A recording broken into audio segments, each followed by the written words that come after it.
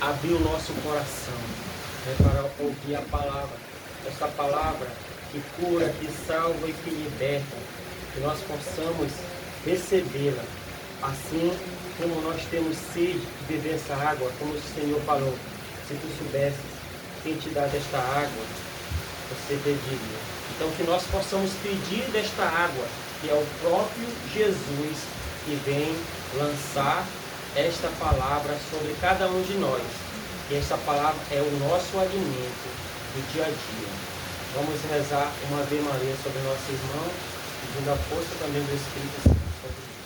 Ave Maria, cheia de graça, o Senhor é convosco. Bendita sois vós entre as mulheres, e bendito é o fruto do vosso ventre, Jesus. Santa Maria, Mãe de Deus, rogai por nós, pecadores, agora e na hora de nossa morte. Amém. Meu irmão, esta igreja te envia em nome de um Deus que é Pai, Filho e Espírito Santo. Amém. O Senhor esteja convosco. Ele está no meio de nós. Proclamação do Evangelho de Jesus Cristo segundo João. Glória a vós, Senhor. Quem quiser acompanhar, o Evangelho de hoje está em João, capítulo 6, versículo de 52 a 59. Naquele tempo, os judeus começaram a discutir entre si. Como pode esse homem nos dar de comer sua carne? Jesus lhe disse: na verdade eu vos digo, se não comerdes a carne do Filho do Homem e não beberdes o seu sangue, não tereis a vida em vós. Quem come minha carne e bebe meu sangue tem a vida eterna, e eu ressuscitarei no último dia.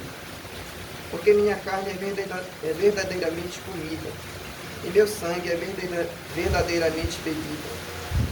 Quem come minha carne e bebe meu sangue permanece em mim, e eu nele. Assim como o Pai que vive me enviou e eu vivo pelo Pai, assim também quem comer da minha carne viverá por mim. Este é o pão descido do céu. Não é como o pão que vossos pais comeram, e ainda assim morreram. Quem come deste pão viverá eternamente. Este foi o ensinamento de Jesus numa sinagoga em Cafarnaum. Palavra da salvação. Glória a vós, Senhor. Meus amados irmãos e irmãs, hoje, Jesus Cristo, vou falar um pouco mais alto. Hoje Jesus Cristo nos dá a Eucaristia como presente, né, para nós cristãos.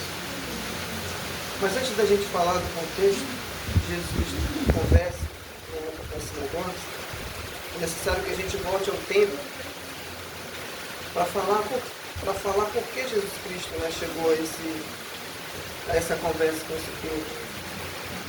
Há um tempo atrás, Jesus tinha multiplicado os pães, né, para esse mesmo povo. E aquelas pessoas se sentiram saciadas. E Jesus Cristo sai, né, dá um encontro daquelas pessoas e aquelas pessoas o seguem.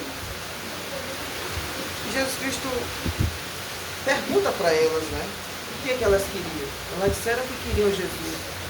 E Jesus Cristo rebate. Elas não queriam Jesus porque acreditavam nele. Queriam porque estavam com fome. Aquelas pessoas que estavam famintas, né, que Jesus Cristo deu a de comer, elas sentiram fome novamente. Mas não foi da palavra de Deus. Foi do alimento, né, que era peixe e pão. Então Jesus Cristo viu a necessidade de falar essas coisas. Porque nós somos assim. Né? A gente vai na igreja, muitas das vezes acha que é obrigação, a gente vai por obrigação, mas a gente não vai na centralidade, que é Jesus Cristo. A Eucaristia, ela não deve ser algo que a gente busque como se fosse qualquer coisa que a gente tem que buscar semanalmente. Não. A Eucaristia tem que ser algo único, tem que ser algo verdadeiro, tem que ser uma coisa que, como não houvesse o amanhã. Jesus Cristo descreve a Eucaristia como o seu corpo, como o seu sangue.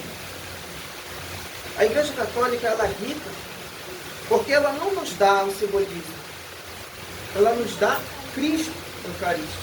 Ela nos dá o seu sangue. que Cristo mesmo fala através de sua palavra, né? E ele cita que as pessoas de antes, que comeram da sua carne, beberam do seu sangue e morreram. Então a gente vai voltar no Antigo Testamento e falar do tempo de Moisés. Para quem não sabe ou não se lembra, Moisés libertou o povo escravizado do Egito por 400 anos. Era uma viagem de 40 dias para chegar na terra prometida.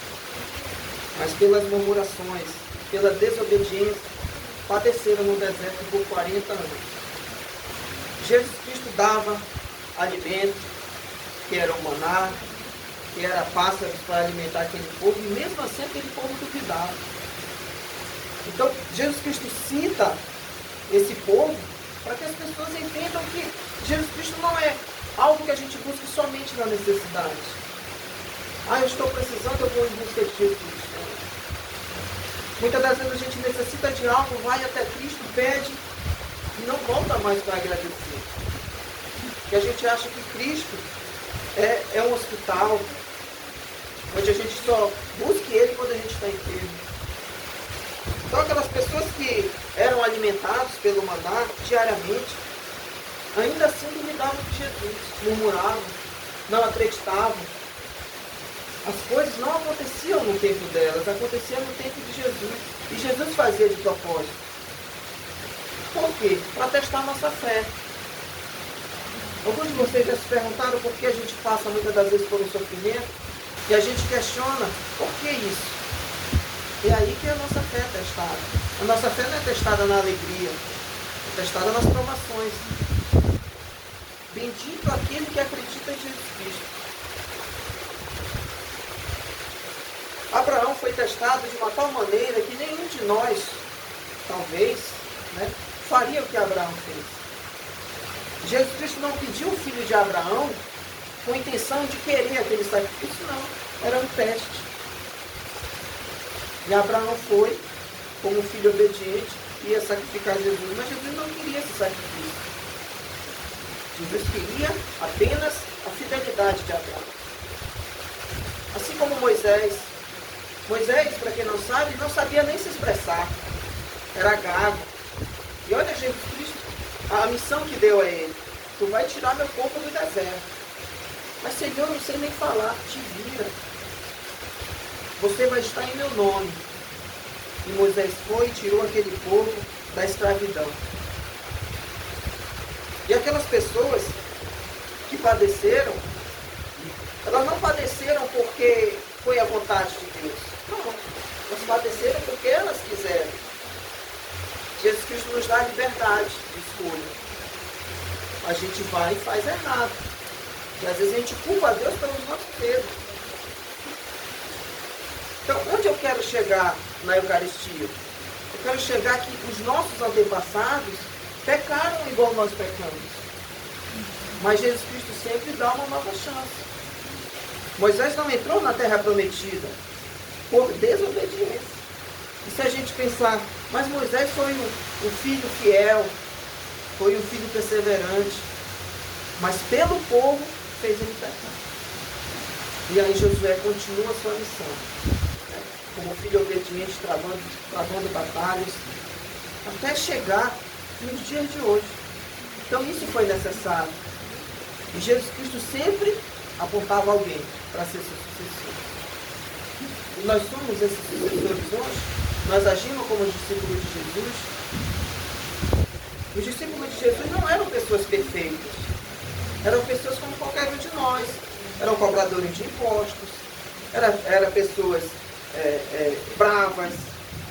Eram pessoas traiçoeiras.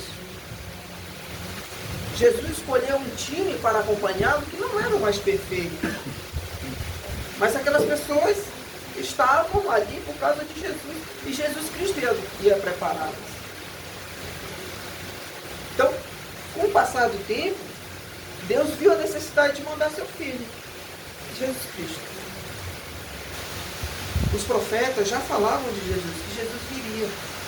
Lá no Antigo Testamento, a Páscoa se dava pelo Cordeiro, o Cordeiro mais bonito do rebanho.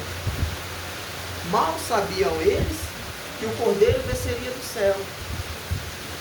O Cordeiro era Jesus Cristo. Era aquela pessoa que ia morrer por nós e nos livrar do pecado. E Jesus Cristo foi traído pelos próprios judeus. Jesus Cristo não foi traído por outras pessoas, foi por pessoas que eram da sua nacionalidade. Então, não pense que hoje, porque a gente está aqui falando de Deus, a gente vai ter um escudo, uma blindagem de Deus para as tentações. Não. Nós somos mais tentados. Porque o inimigo nos quer fora daqui. Se estamos aqui é porque tivemos força, tivemos coragem, tivemos vontade de ouvir a palavra de Deus. Mas muitas das vezes a gente deixa a preguiça nos tomar conta. Não, eu tenho outra coisa para fazer, eu estou cansado. Às vezes as coisas de Deus ficam em segundo plano. Os compromissos na missa, às vezes a gente não leva a sério. Porque a gente acha que não é algo importante. Será mesmo que eu devo ir? Obrigado? Porque a igreja diz participar da missa aos domingos. Mas ela não te obriga. Isso é um dever nosso como cristão. Quem de nós aqui agradece a Deus todos os dias? Muitas das vezes a gente não faz isso. Muitas vezes a gente não faz. Porque a gente acha que a gente tem todo o tempo do mundo. O nosso tempo, que a gente acha que é nosso, ele não nos pertence. Ele pertence a Deus. Então, o final de semana que a gente vai, isso é o mínimo como cristão. Só que Jesus nos dá uma recompensa. Ele nos dá a Eucaristia. Essa é a recompensa para todos nós cristãos. Mas a Eucaristia, meus irmãos, ela não é o selo de bom comportamento. Não, eu vou na missa, eu vou receber a Eucaristia como recompensa. Não. A Eucaristia é para quem precisa. É para quem merece. É para quem busca o Senhor.